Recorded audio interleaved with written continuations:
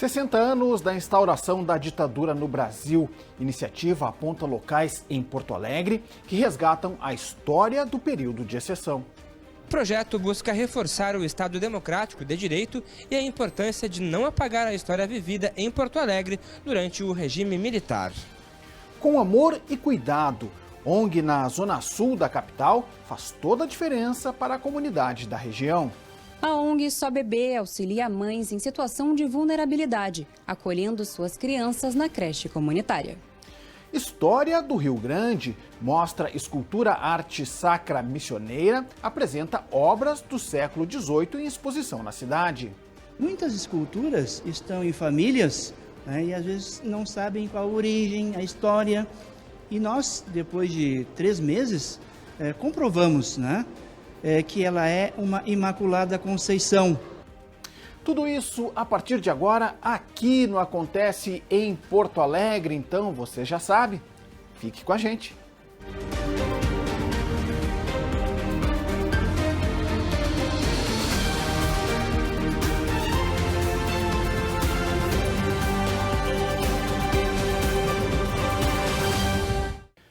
Olá, está no ar o Acontece em Porto Alegre, a sua revista semanal de informação, variedades, serviço e cultura da TV Câmara. Em 31 de março deste ano, completou-se 60 anos da instauração do período de exceção no Brasil. O regime militar começou em 1964 e durou 21 anos.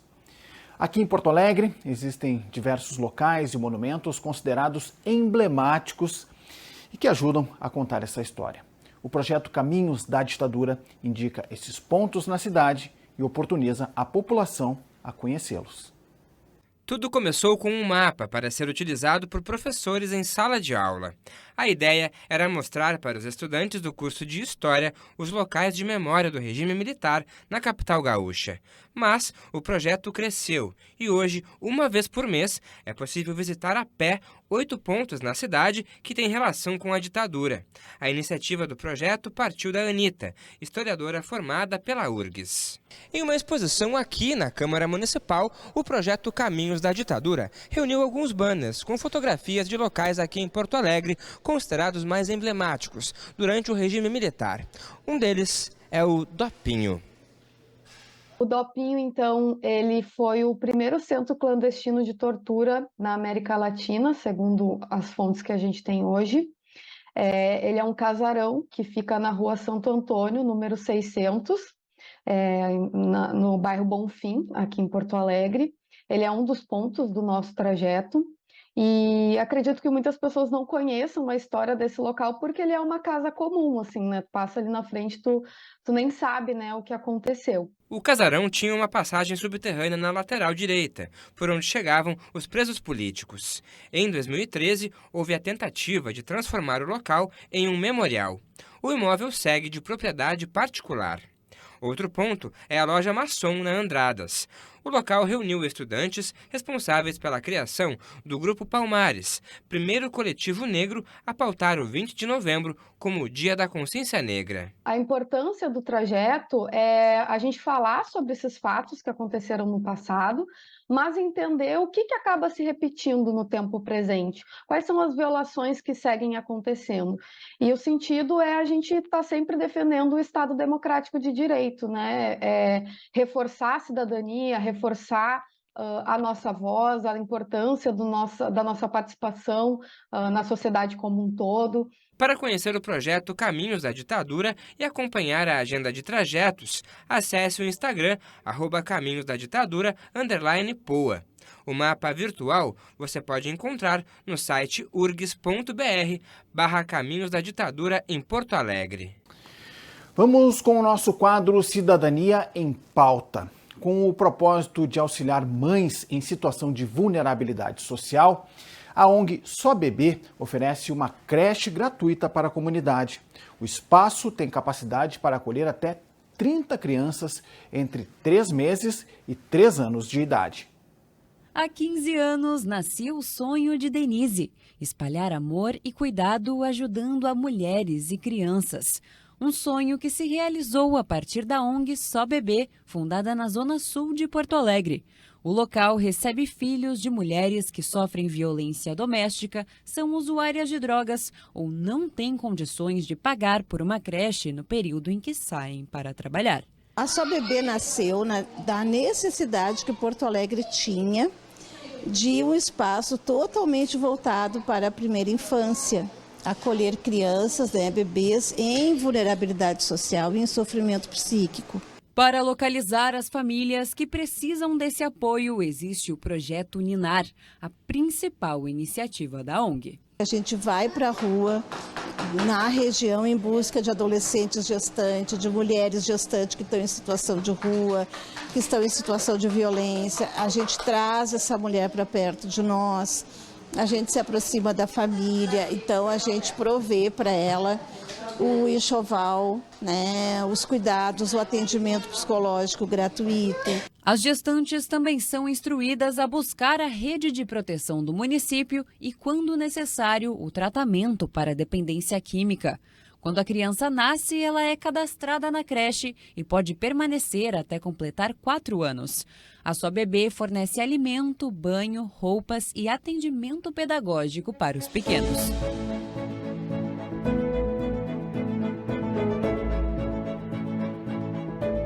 Sofia é uma das mães beneficiadas pela iniciativa solidária.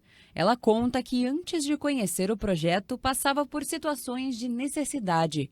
Faltavam recursos e muitas vezes comida. Além dos cuidados com seu filho Samuel, de 2 anos, a família ainda ganha cestas básicas e outras doações. Me ajudou muito no meu chá de fralda. Eu ganhei tudo daqui.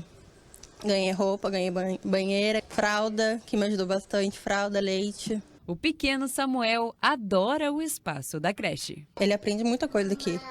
Todo dia ele volta com uma coisa nova para casa. Ele está muito esperto, só de estar aqui com outras crianças, com contato com outras crianças. A ONG é sustentada exclusivamente por doações, sem quaisquer parcerias com o poder público. Para ajudar a arcar com o gasto de quase R$ 8.000 mensais, 150 voluntários contribuem espontaneamente. A ajuda vem em dinheiro, alimentos, leite, fraldas e até com auxílio profissional, seja psicológico, jurídico ou nutricional. Marli é avó de 2 meninas que já frequentaram a ONG. Na época, a dona de casa estava com problemas de saúde e a mãe das crianças precisava trabalhar. Foi a Só Bebê que proporcionou um lugar seguro e educativo para as pequenas passarem o tempo. Ajudou muito nós. E também o rancho que eles dão, as doação, roupa, calçado, eles doam. E essa possibilidade de que as mães de baixa renda consigam estudar e trabalhar é um dos objetivos da ONG. Algumas delas se capacitaram e foram contratadas na própria creche. Nós estamos falando aqui de mulheres vítimas de violência que vêm de um abrigo, mulheres que na infância foram vítimas de abuso, mulheres que vivem na catação de lixo na rua. O que a gente quer é que essas mulheres venham ser formadas para a sociedade, sejam capacitadas. A iniciativa atende cerca de 80 famílias mensalmente com doações.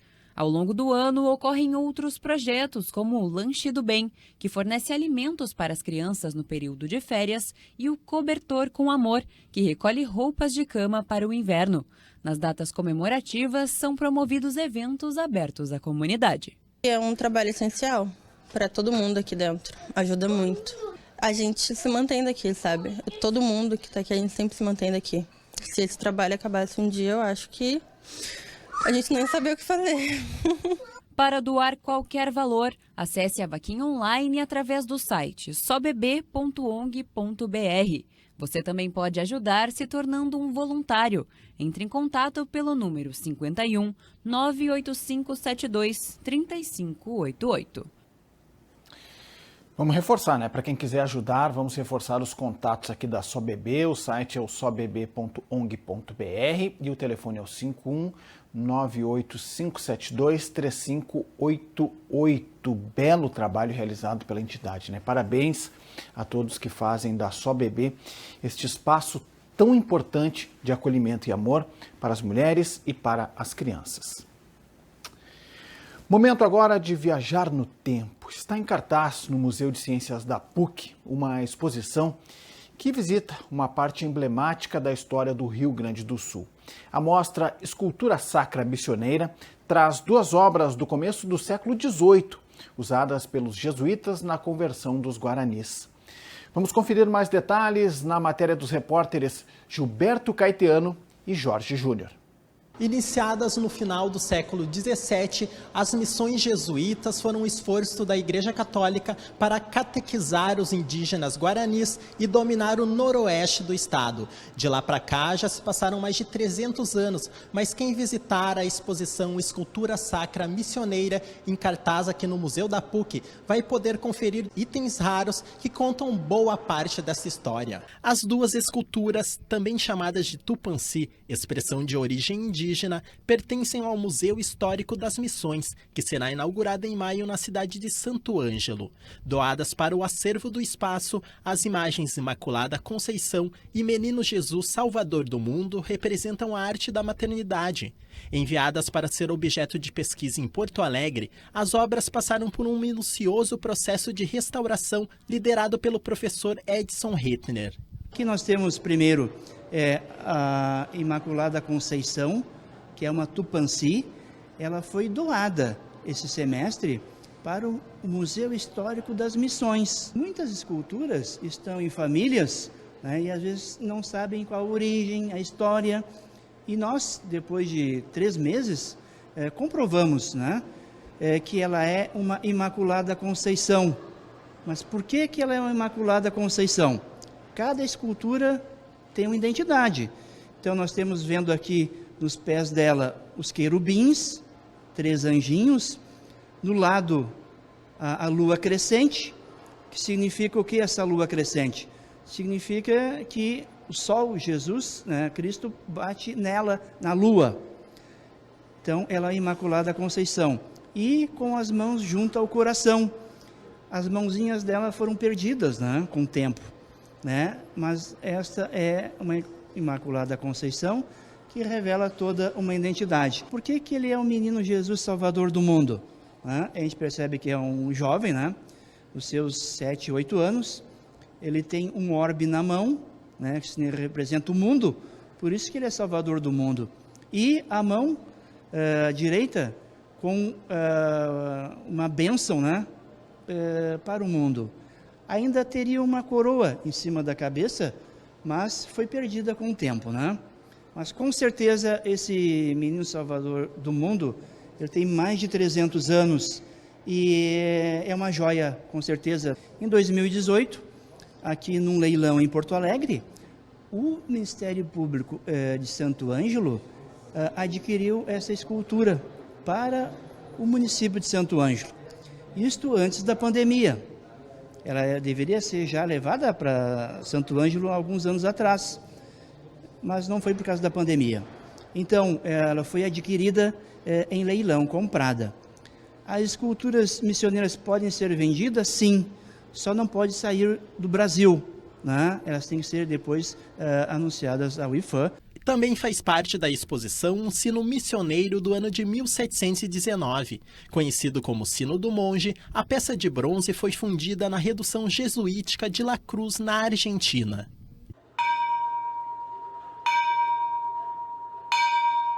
O sino faz parte desse corpo, né? Esse sino é de 1719, estava em Candelária e também veio para cá para ser descoberto, para ser identificado. Essas esculturas, ou numa igreja, ou numa capela, elas ouviam esses sinos há 300 anos atrás. E agora, unindo todas essas datas, nós temos mais de 900 anos de história, né? A exposição fica em cartaz até o dia 23 de abril. Os ingressos podem ser adquiridos pelo site pucrs.br/MCT. Depois as obras irão para Santo Ângelo para a inauguração do Museu Histórico das Missões no dia 3 de maio. Na nossa região está o sítio arqueológico de São Miguel, né, um dos 7 povos das missões, um espaço de lembrança da memória das reduções jesuíticas, né, é a redução mais bem conservada da nossa região. Então, quem tiver a oportunidade, o prazer de conhecer, é um novo ciclo, é um novo momento para as missões.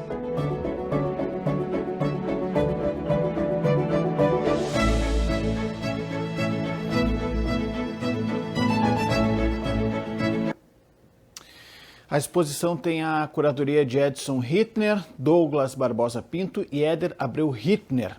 A amostra, reforçando, segue até o dia 23 de abril no Museu de Ciências da PUC, aqui em Porto Alegre. Seguimos por aqui rememorando o passado, agora para contar um pouco da história da imigração alemã e italiana no Rio Grande do Sul. Para isso, vamos ao vivo ao Farol Santander, no centro da capital, para conversar com a repórter Natália Sattler. Natália, vê se ela já tem contato, já tem aí possibilidade de nos ouvir. Olá, Natália, tudo bem? O que os visitantes vão poder encontrar por aí? Boa tarde. Oi, Clayton. Boa tarde para você e para toda a nossa audiência. A exposição tá linda, tem mais de 1.000 itens só aqui, mas a coleção inteira tem mais de 6.000. Quem nos conta mais detalhes é a Tina Azevedo Moura, que é colecionadora. Vai nos explicar um pouco mais de onde veio essa coleção, porque aqui o pessoal consegue viajar no tempo, né, Tina? Boa tarde. Boa tarde, tudo bem? É um prazer conversar com vocês todos e é um prazer enorme apresentar o nosso acervo aqui em Porto Alegre pela primeira vez assim, em grande escala, nesse prédio lindo do Farol Santander. Bem, é uma coleção de mais de 60 anos. O Calito, meu marido, sempre de descendência alemã, sempre gostou muito de colecionar e o resultado é esse. Quando ele viu, ele não teve nunca a intenção, ia comprando os objetos, ia ganhando, e aí conseguimos esse acervo lindo, né? Então, portas, cavalinhos, que são muito interessantes, os cavalinhos, tem uma história linda. Eles eram presenteados pelo padrinho quando nascia um menino. Então, são feitos com todo o amor, né? E tem a diversidade da criatividade do imigrante. E isso aqui é uma exposição que tem várias leituras. Pode-se entrar dentro da história, tem uma visão também sob o ponto de vista do design da época, com ferramentas da época, que é interessantíssimo. Tem uma coleção importante de ferramentas que vocês vão ter, quem vem, eu acho que vale a pena ver. E sobretudo, eu diria assim, é uma coleção que fala da nossa memória, toca na afetividade e resgata um pouco essa importância do legado da imigração, tanto alemã e italiana, que foram fundamentais para o Brasil, eu diria, e não é tão reconhecido, né? Não é tão conhecido.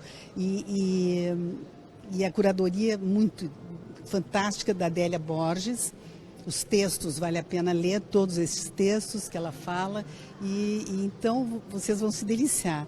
Tem uma parte toda que são dos objetos tridimensionais, tem mobiliário importante e tem também uma parte de fotografias, de propagandas e cartões postais trocados entre lá e cá, né?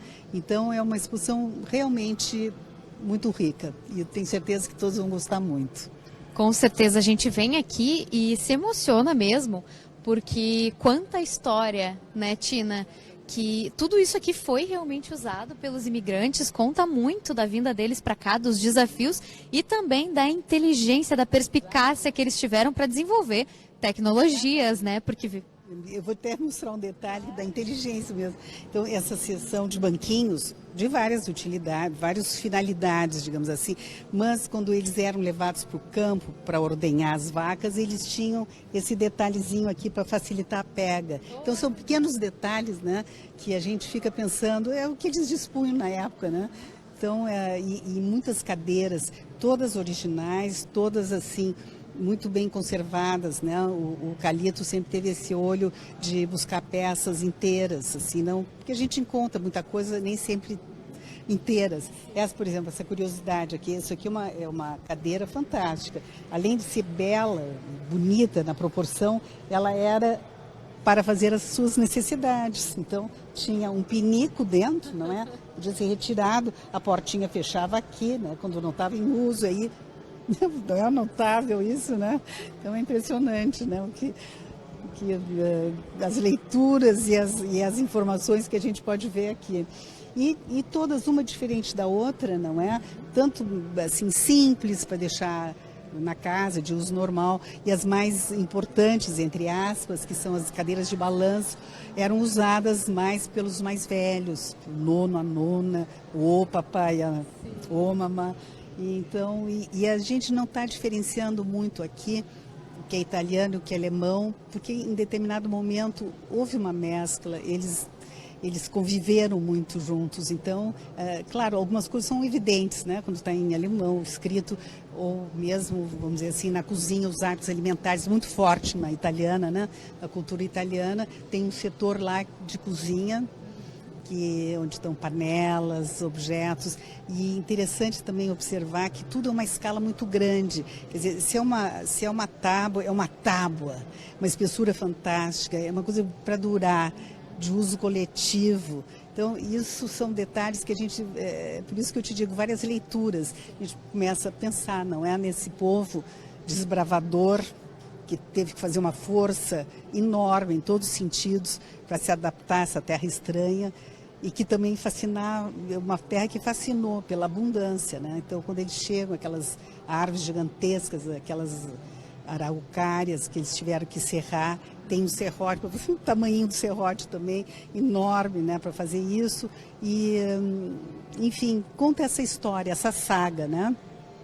Muito bacana. Inclusive, Jorge, quero ver contigo se tem como a gente mostrar no Zoom aquele serrote ali que a Tina comentou, né? Os imigrantes vieram para cá, tiveram que desbravar aquelas áreas ali e precisavam de materiais, de equipamentos que atendessem às necessidades. Exatamente, que permitissem fazer o que precisavam, né? Que era tudo praticamente, porque eles chegam aqui com muito pouca coisa. Eles só trazem o essencial mesmo, né? E a esperança. E a esperança, sem dúvida. E aqui eles se adaptam, né? Evidentemente, com todo um esforço que a gente fica imaginando, e quando a gente enxerga tudo isso, mas é uma história linda. Muito bonito mesmo. Mais bonita ainda essa exposição aqui, que a gente deixa o convite para o pessoal de casa para visitar aqui no Farol Santander, centro histórico da capital. Mais informações sobre valores o pessoal consegue conferir no site do Farol Santander, mas a exposição começou ontem e segue até julho, mês dos 200 anos da imigração alemã, né, Tina? Exatamente, então é uma data muito propícia, né, que a gente fez essa exposição numa hora ótima, e eu também chamo a atenção quem vier aqui assistir um vídeo fantástico que foi feito para o Estúdio Preto e Branco, que humaniza tudo isso, vai dar cara. Então vai mostrar o imigrante através das fotos da nossa coleção de uma forma emocionante. Só quem vê, vale a pena ver mesmo. Vale a pena, sim. Então fica o convite para o pessoal de casa. Tem muita coisa aqui, Clayton. São mais de 1.500... Aqui são 1.050 aproximadamente peças, Mas a coleção inteira tem mais de 6.000. Eu acho que sim, se contar item por item, lá vai, né? Nunca contei efetivamente, mas é por aí, por aí.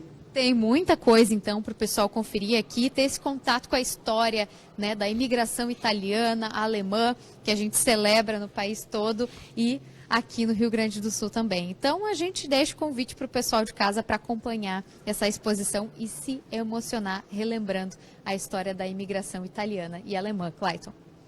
Muito bem, e né, a gente acompanhou aqui pelas imagens do Jorge Júnior, do JJ, que tem um colorido especial, né, chama atenção também, né, além da questão histórica, né, dos artefatos ali, dos utensílios, tem um colorido, né, que deixa a exposição ainda mais bonita, né, e a gente vê o quanto que alguns objetos, mesmo os mais simples, né, como alguns banquinhos daqueles ali, né, eles contam a história, né, porque é o material que foi utilizado, a forma como foi utilizado e a forma como aqueles utensílios foram adaptados para aquela época, né. Então a gente percebe, né, o quanto a história está presente em tudo, né, e, inclusive falando especificamente sobre esta exposição, né, nestes utensílios, né, utilizados pelos imigrantes.